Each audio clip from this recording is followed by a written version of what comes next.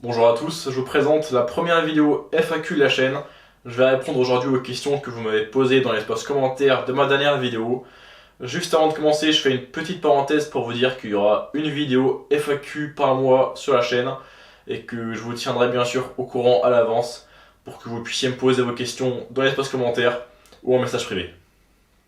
Je commence les vidéos en répondant aux questions de Mathieu Fruit qui me demande d'abord de me présenter.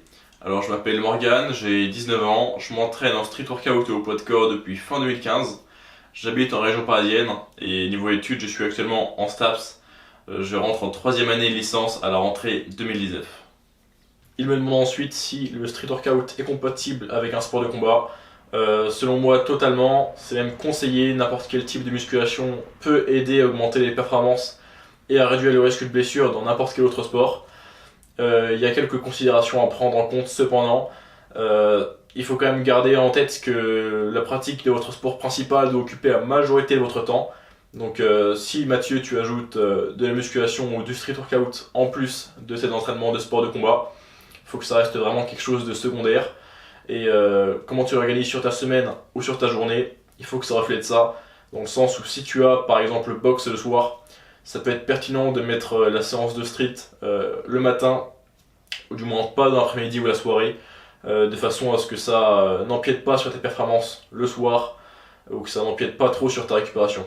Pareil, dans ta semaine, essaie d'avoir un maximum tes entraînements répartis sur chaque jour, et d'éviter d'avoir des entraînements 2 fois par jour. Donc de répartir par exemple les séances de street sur les jours de repos de boxe et inversement. En termes du choix des exercices, de la durée des séances, de la fréquence, je te recommande de faire seulement 2 séances de street par semaine en complément de ce que tu fais déjà dans ton sport de combat.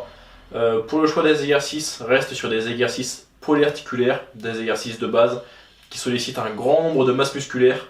Ça sera très efficace en termes de temps. Ne perds pas le temps à faire beaucoup d'exercices d'isolation. Reste sur les basics. Du coup en street ce serait les pompes, les dips, les tractions, le tirage horizontal, du coup le rowing en fait. Et progresse sur tous ces exercices là, ce sera le plus efficace en termes de temps. C'est ce qui va avoir le meilleur transfert de force vers ton sport de combat. Je ne te recommande pas de chercher à choisir des exercices qui répliquent le plus le mouvement sportif que tu cherches à améliorer.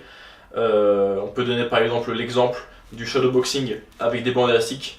Ça peut sembler très spécifique vers ton activité, mais je te conseille de rester sur des exercices de base encore une fois, parce que les gains de masse musculaire vont directement se répercuter sur des gains de force, des gains de performance, une réduction des risques de blessure, alors que c'est pas du tout sûr qu'un exercice très spécifique, qui n'apporte pas des adaptations très larges en termes de prise de force, d'endurance et de muscle, ait un bon impact sur ton activité. Donc reste sur les exercices de base et ça aura déjà un transfert suffisant vers ta boxe. Tu évoques par contre la recherche de gains d'explosivité. Ouais, c'est quelque chose que tu peux chercher tout à fait à avoir. Par exemple, sur tes 2 séances par semaine, tu peux en avoir une plus légère parce que tu travailles plutôt ton endurance et que tu cherches plutôt à avoir des adaptations d'hypertrophie. Et sur un autre jour, tu peux par exemple effectuer les mêmes exercices que tu as effectués sur ta première séance, mais cette fois-ci avec des exécutions explosives, avec l'ajout de pauses, avec l'utilisation du réflexe myotatique, donc du rebond en bas des répétitions, pour comme ça essayer de travailler tes adaptations de vitesse, de force, d'explosivité. Ça peut être intéressant en fait de varier les deux, et ça t'apportera aussi la variété, ce qui fera que tu vas adhérer à ton programme d'entraînement de street workout. Tu parles du potentiel intérêt qu'aurait le street workout pour une prise ou perte de poids pour atteindre un poids de compétition. Cependant, les variations de poids, c'est pas vraiment quelque chose qui se contrôle par l'entraînement, mais plutôt quelque chose qui se contrôle par la nutrition. Cependant, le street peut te permettre de maintenir plus de muscles lors d'une phase de régime, ou de prendre moins de gras si jamais tu dois atteindre un certain poids de forme qui serait un peu plus élevé. Donc ça peut être intéressant de ce côté-là, mais sinon, tu ne dois pas du tout compter sur ton entraînement pour atteindre une certaine catégorie de poids. On passe ensuite à la question de Joey qui me demande comment éviter les blessures.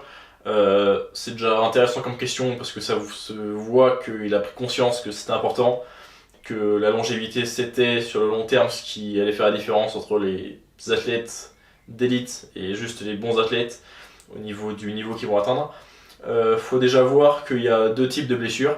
Il y a les blessures chroniques et les blessures aiguës. Les blessures chroniques étant les blessures d'usure qui durent sur une certaine durée. Et les blessures aiguës étant les blessures qui se font sur le moment, type par exemple une fracture, une déchirure, ce genre de choses. Pour ce qui est des blessures chroniques, donc les blessures d'usure, la plus connue étant la tendinite, ça se joue sur le volume d'entraînement qu'on a et sur quelle durée on l'utilise. Donc avoir un volume adapté, c'est ne pas faire trop par rapport à la capacité de récupération qu'on a. Il y a aussi le choix des exercices et la variété des exercices, parce que utiliser sans cesse le même exercice stresse toujours les tissus conjonctifs de la même façon, ce qui facilite les blessures d'usure. Et on a aussi l'exécution. Avoir une bonne exécution, ça va vous permettre de moins utiliser passivement vos structures passives, donc vos tissus conjonctifs, et d'utiliser davantage vos muscles, ce qui va d'autant plus sauvegarder vos articulations. Pour ce qui est des blessures aiguës, ça se joue beaucoup sur l'échauffement et sur également, encore une fois, les exécutions. Donc pour résumer, de façon à ne pas se blesser, il faut utiliser le bon volume d'entraînement, donc pas trop mais quand même suffisamment pour faire des progrès. Choisir les bons exercices et avoir suffisamment de variété pour stimuler toujours les mêmes mouvements ou plutôt les mêmes groupes musculaires, mais sans utiliser les mêmes exercices qui stresseraient le même endroit de chaque articulation à chaque fois. Et pour ce qui est des blessures aiguës, ça se joue beaucoup sur l'échauffement. C'est important de personnaliser l'échauffement, donc en passant plus de temps sur les régions qui, on le sait personnellement, sont plus fragiles que d'autres.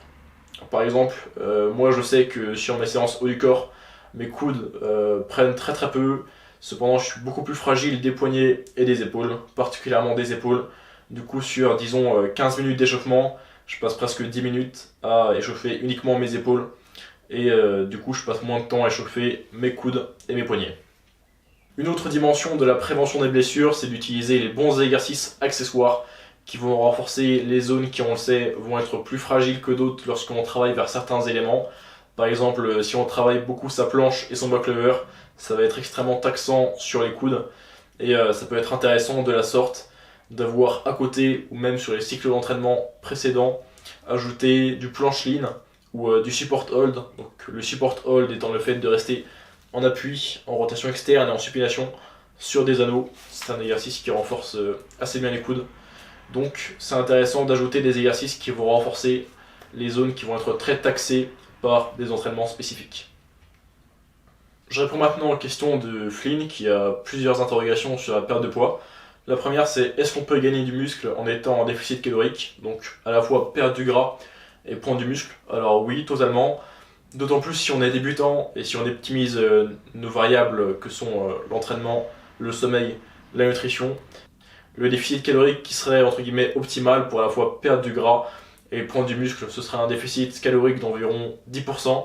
Donc c'est un déficit léger mais qui va nous permettre progressivement de faire ce qu'on appelle une recomposition de notre physique. Donc à la fois perdre du gras et prendre du muscle. C'est bien sûr moins accessible aux gens qui sont déjà extrêmement avancés ou extrêmement sèches parce que c'est des paramètres qui font que à la fois la prise de muscle et la perte de gras sont un peu plus compliqués à obtenir.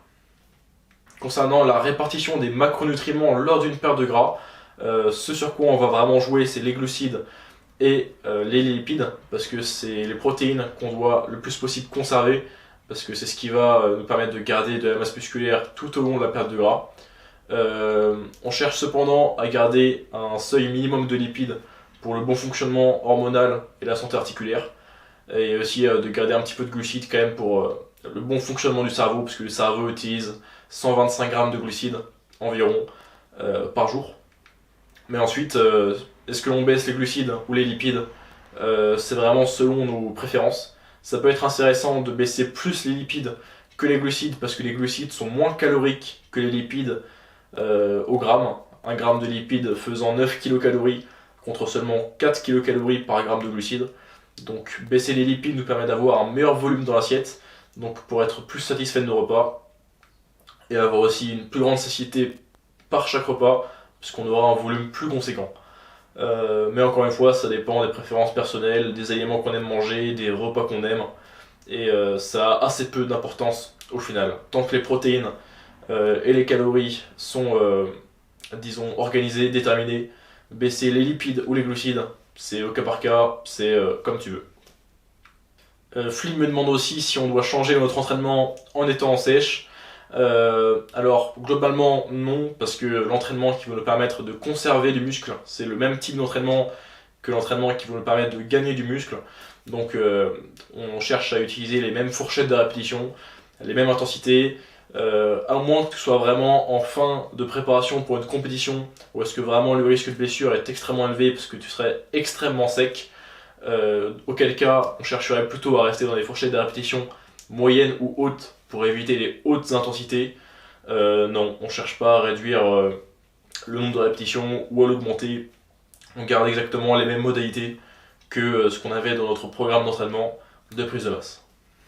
Pour ta dernière question, donc concernant quels sont les types de cardio que je privilégie, faut savoir déjà que le cardio n'est pas du tout obligatoire à une perte de poids. Ça peut, ouais, certes, te permettre d'augmenter un petit peu ta dépense calorique, donc pour perdre un peu plus de poids un peu plus vite, ou alors pour manger un petit peu plus. Si tu veux faire du cardio, prends déjà la forme qui te plaît le plus toi personnellement. Mais si jamais vraiment tu veux faire du cardio et qu'il n'y a pas forcément une forme ou une autre qui t'attire, donc globalement on catégorise les formes de cardio donc dans soit du LISS, L-I-S-S, qui sont en fait les formes de cardio à basse intensité, comme de la marche, ou alors du HIIT, H-I-I-T, qui sont en fait des formes de cardio plus intenses, donc typiquement un entraînement en Tabata. Je privilégie quand même plus le cardio à basse intensité que le cardio à haute intensité, puisque même si c'est moins efficient en termes de temps, en termes de durée, ça a moins gros impact négatif sur tes séances d'entraînement que le cardio à haute intensité. Et c'est aussi moins risqué du point de vue articulaire, parce que l'intensité est moindre, c'est souvent du vélo ou la marche, le cardio à basse intensité. Alors qu'un cardio à haute intensité, ça va souvent être avec des exercices plus dangereux ou avec des sauts, ce qui est plus traumatisant du point de vue articulaire. La dernière question de la FAQ est posée par Fronton Y qui demande comment avoir des pectoraux aussi massifs que les vôtres. Le secret étant bien sûr de m'envoyer un mail à l'adresse email en description pour une demande de coaching avec moi et je vous donnerai ainsi les secrets de ces pectoraux massifs dont tant de personnes sont jaloux. Je vous remercie d'avoir regardé cette vidéo jusqu'au bout. C'était la première FAQ, j'espère que je ne me suis pas trop éparpillé dans mes réponses parce que j'ai l'impression que c'était parfois un peu brouillon et peu organisé. Dites-moi en commentaire ce que vous avez pensé de ma réponse si j'ai répondu à une de vos questions et que vous avez besoin de clarification. La prochaine FAQ sera dans un mois et je vous dis à la semaine prochaine, samedi 10h, pour une prochaine vidéo.